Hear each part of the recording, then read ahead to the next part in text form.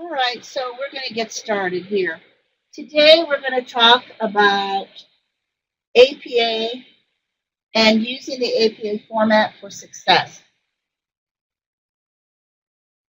Now I want to prepare you to let you know that I'm not going to be giving a regular APA type of presentation. It won't have, here's a sample, here's how you do this. It is more holistic, and it has some best practices and a little bit just information about APA. And I'm going to make suggestions on where you get those kinds of things, though. Okay, a little bit about me. I've been an instructor here since January 2004. And yeah, I have 2 undergraduate degrees and 2 MBAs, and then a certification in project management. And I have been with several Fortune 100 companies in different management and marketing positions, and even with a nonprofit where I was executive director of the Portland Food Drive. And then I am currently pursuing my doctorate of management. Hopefully by March of 2020, I will have completed that.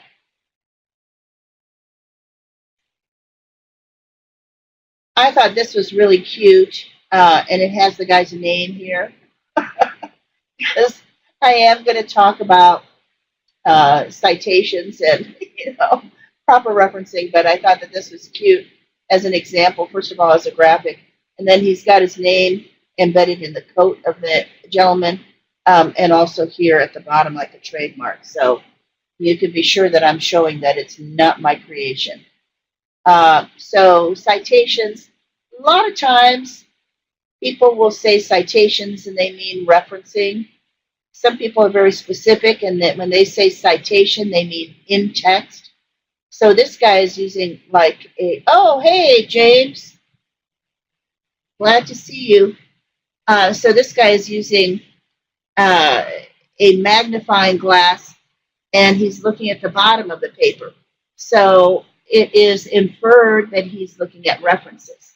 So yeah, the term citation is used in general, but when I use it, I talk about in-text citation, which partner well with resources. And resources are what are at the bottom of the page. Yay! And sounds like smoothly, huh? Just connected with no issues. Great. All right, so again, I before you came in, James, I set up expectations. This is not the kind of chat where I'm going to be providing you with a lot of examples, but I'll give you ideas of where to get those. And I also wanted to say that what I'm going to be doing is talk about APA in general. So, all right, so APA stands for American Psychological Association. It's the standard in higher education and research. And you'll see that there are other types of formats. One is called MLA. One is called Chicago style. One is, starts with a T, I don't remember the name of it, but different corporations, different organizations, even different schools will adopt a standard. But APA is by far the most popular one, most used, and it is the standard in higher education and for research purposes. APA controls the page format and the source citations. So people ask, why do we need APA? Why do we need to use it? We need to use it for many different reasons, but primarily because even if we said, I'm making a commitment, I will tell you where I got this material. I will absolutely make this commitment to never try to mask that I created material, that I borrowed it, but I'm not giving credit. even if we said that and everybody was good about that, we wouldn't have a consistent way of finding the information that we are either paraphrasing or using in general. So it's so much easier. It's a secret, really. Not quite a secret, I suppose, but it's a secret in training. I used to be in training, that if you are consistent when you bring in new tools or you bring in materials for review, if you adopt a standard template, if you adopt a certain way of presenting information, because that is one less thing that the individuals need to study or learn. So when they're talking about consistency, we have something that is a true format, and it's less for our brains to get muddled over. All right, authors. Organize the arguments and research efficiently. And readers, understand each section.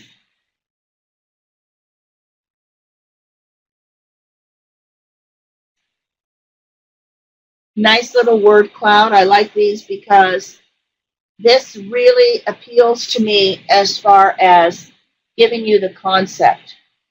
A word cloud is a way of putting in concepts or words related to the main concept, and the larger the font, the more representative it is of the portion of the concept or the idea that is used.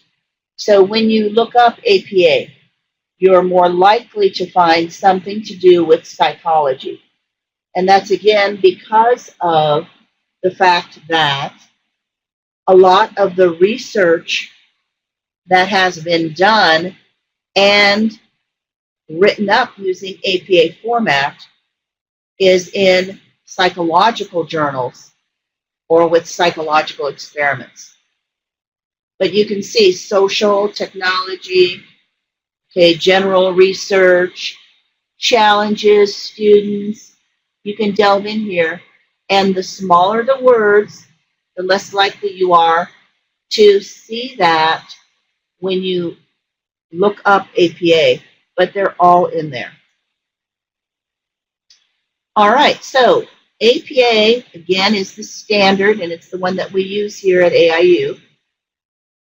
And the general parts of APA formatted papers, again, because I said just a little bit ago, primarily used to report research papers, include the title page, abstract, introduction, review of the literature, methods, results, discussion, and conclusion. Now, this is a basic type of skeleton list for the parts. Sometimes, like the papers that we write as undergraduates at AIU, may or may not have an abstract, may or may not require that you review the literature. Certainly, for the most part, they will not ask us to discuss the methods in research that we used or the results. There may be some classes that do that, but it's rare. So we can take, pick, choose. They'll be in the same order, but we use this as a skeleton, and then we say we're going to take, and maybe we even add for a dissertation, for instance. You might have results and some discussion, but then you would also have recommendations for future research. So there are a lot of things, methods, even after review of the literature, you would have philosophical approaches dealing with methods. So there's a lot, again, that can be added depending on the intent. Basics of APA for academic papers. Again, using that list I just showed you, here are the most likely elements that you find in the papers that you would write as a student at AIU. Title, abstract. Now again, for undergrads, often an abstract now is not included, but some still have it, some don't. But it's one of the ways that the requirements are changing for academic papers. So you might have a title, an introduction, although you don't label it as an introduction, but you identify it certainly. You just start writing the introduction. Body of the paper, including the in-text citations, the headings and subheadings in the body of the paper, the conclusion, and here's where you would actually type in conclusion. Usually, again, for APA style, it is centered and bolded, and then references, which is not bolded. So there's these kinds of things that are included, but they do form the basics of what you find in an academic paper. James, just as you might in any other chat you attend with me, feel free to chime in with any questions or comments. Feel comfortable with, being participants. So, okay, and again, some more basics. Times New Roman, 12-point font is used, double spacing. Now, with some dissertations, all of the entire paper is double spaced except for the references. There were some things that changed in the APA. Whoops.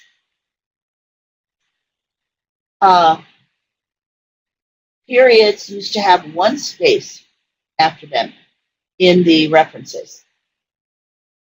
And now they're permitting two spaces. So depending on the version of the APA manual, which we're in the 6th edition, you'll find some of these have changed with regard to their criteria. Paragraphs in the body of the paper are indented. The headings and subheadings are bolded and centered, but the reference title is centered but not bolded. Again, I mentioned that a little bit ago. Other elements of APA. For references, we use a reverse or hanging indentation, it's called. We give the last name and initials for all the authors. Yeah, and James, you'll find that is an often used variation. You're talking about the fact that they are left justified up against the margin. Yeah, in true APA format, and again, you'll find that this varies, but there are headings and subheadings, and the first heading is bolded and centered. Again, some people like that streamlined look, though, to the left. It's okay, we make allowances, but, if you want to be exact, that's how it is. The second one will be left justified under it, if it's a subheading of that same topic. And then the third one, I believe that's the one that's not bolded, but it includes a period at the end. Next one, I think, is the italicized one. So, you can look this all up in the book, but, and I keep my references close, my resources close, I should say, when I'm creating references, because there are a lot of the details I do not have memorized. Okay, yeah. So, what I would do, and I'm saying this to everybody that's listening, I would ask my instructor. If the instructor has created a template, then just use it the way that it is in that structure, and you won't lose any points. If the instructor, and especially in a master's program, they're going to be a lot pickier. Then you might say, okay, permit me to show you my template, or you use the APA template from the library, you can't go wrong. All right, yeah. All right, so the last name and initials for all authors, only the first letter of the last name and the first and possibly second. Some authors like to be like KC or whatever, they need both in there. Those are capitalized, but the rest of the last name is not. And again, last name, comma, initial, period. Multiple author articles use chronological order. Oh, alphabetized by the last name of the first author. So, yeah, put them in alphabetical order by the last name of the author. And if you have the same author with several articles, put them in chronological order, meaning where the oldest article is first. So, like Davis, comma, Tim, T period. You know, maybe you're going to have 3 different articles, and so it would be 1998, the next one, Davis, comma, T period, 2011, or whatever. So, yeah. Present the journal title in full. Capitalize all major words in journal titles. Italicize the titles of books and journals. Do not italicize, underline, or put quotes around journal articles or essays in edited collections. I've just given you a sample of things that are some of the more commonly used rules. The book on the 6th edition is actually a book. I have the hard copy, and I use different resources online. Like I do use our library for the 6th edition. Sometimes it's just easier to find. But I also use Purdue OWL because they have a great segment on APA. They also have a great segment on MLA. But again, we don't use that here. So I just wanted to point out that there are so many variations. There's so much to know. I truly do not know an individual who is such an expert, and I mean, I'm talking about people that really, write journals all the time, that still doesn't need to occasionally go into the manual to see how to format certain types of resources, like creating a table in APA. You can't have the lines in the first section. You put title in on the left. There's so much to know.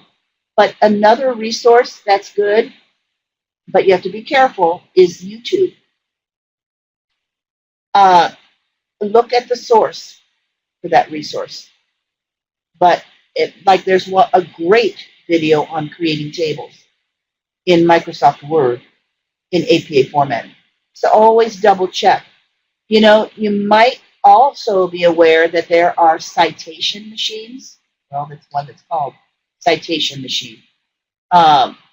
Online sort of mechanical resources that give you the correct way to cite something.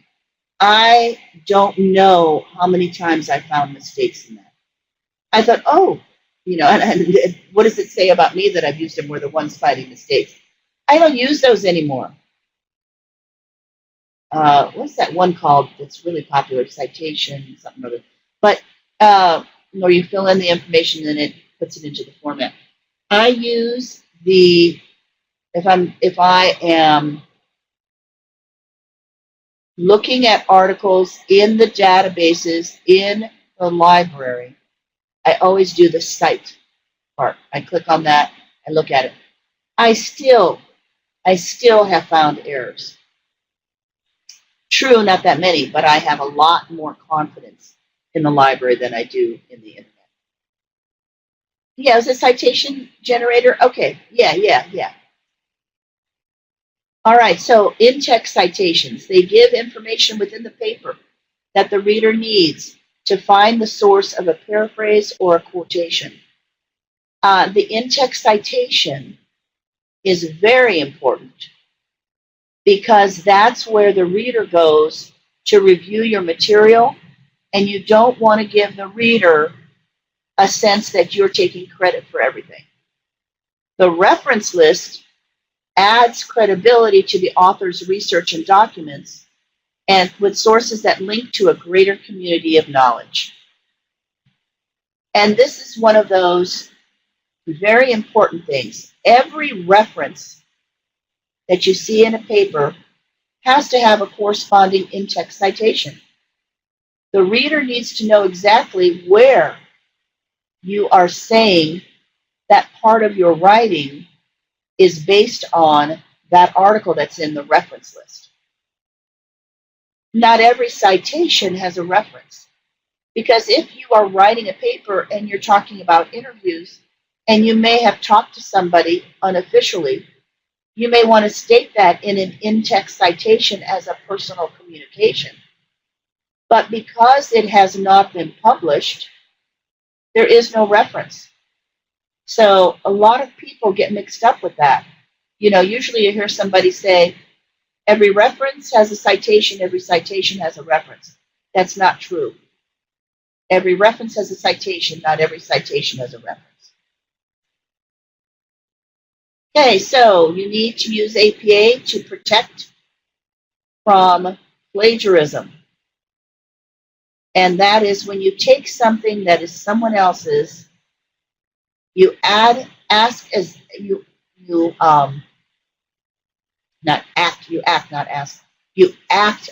it's your own. But you need to establish credibility and give credit where credit is due. And I love this quote. It's supposedly what Sir Isaac Newton said. Do you remember who he was? Do you remember anything about him? What's he known for? He's like a phenomenal genius. Yeah. Gravity, right? Shooting the arrow, right? Yeah. Through the apple on top of somebody's head. Absolutely right. He's like George Washington is known for cherry trees, and Isaac Newton is known for apples. Yeah. So, but anyway, an amazingly intelligent and hardworking individual. Here's what he wrote. If I have seen further, it is by standing on the shoulders of giants. I mean, what can be more humble than this genius talking about the fact that he owes what he did to so many that came before him? Nice tribute to teachers too, right? All right, so use the APA manual. It's located in the library. Use the index to find what you need to know. Use the template located in the library. And there is an APA template. Okay, maybe that's what you were referring to in class. Were you talking about the template as a blank template? And when I was saying it was a specific template for the assignment. Oh, okay, sorry, I misunderstood you. You were so patient. You were so generous in not correcting me. You're like thinking, she doesn't know what she's talking about. But I just misunderstood you, yeah. So there is an APA template. That is a blank document that's formatted with the headings, subheadings, and all that. Ask your instructor if you need to use the template from the classroom for an assignment, or if you need to use the full or modified APA template for an assignment. Maybe in the learning materials. Use the 6th edition for references and in-text citations.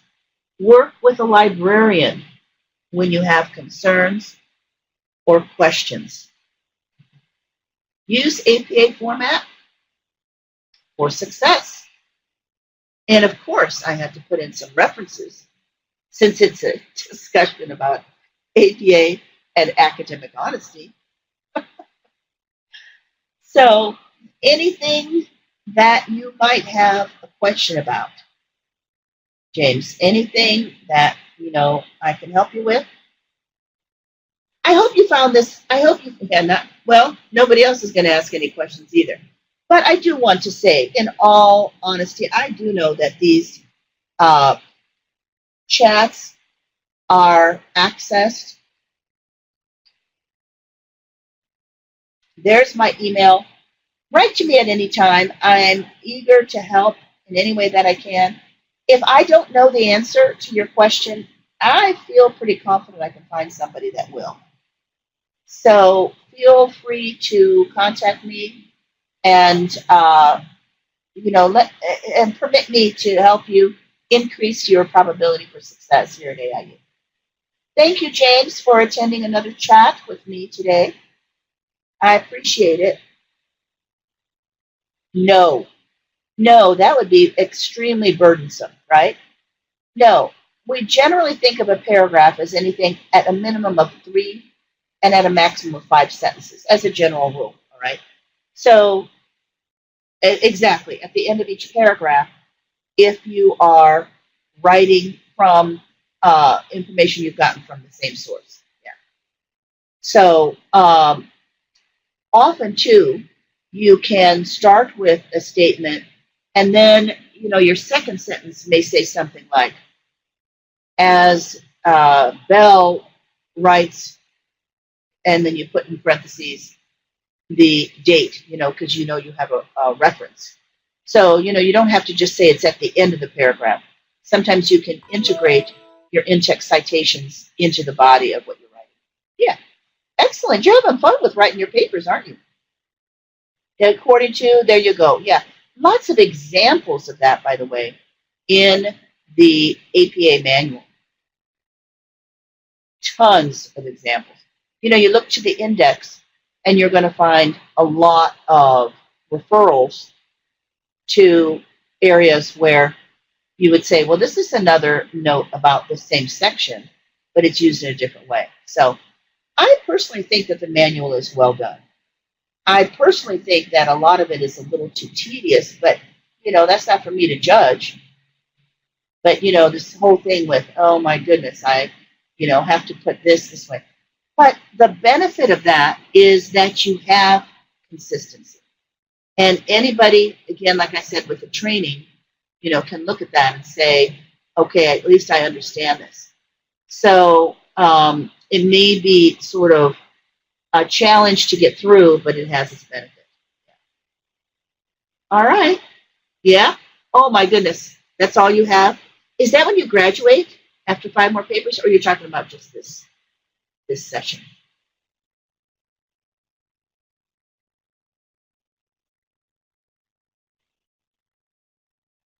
Your papers are probably like at least, 500 words long, right?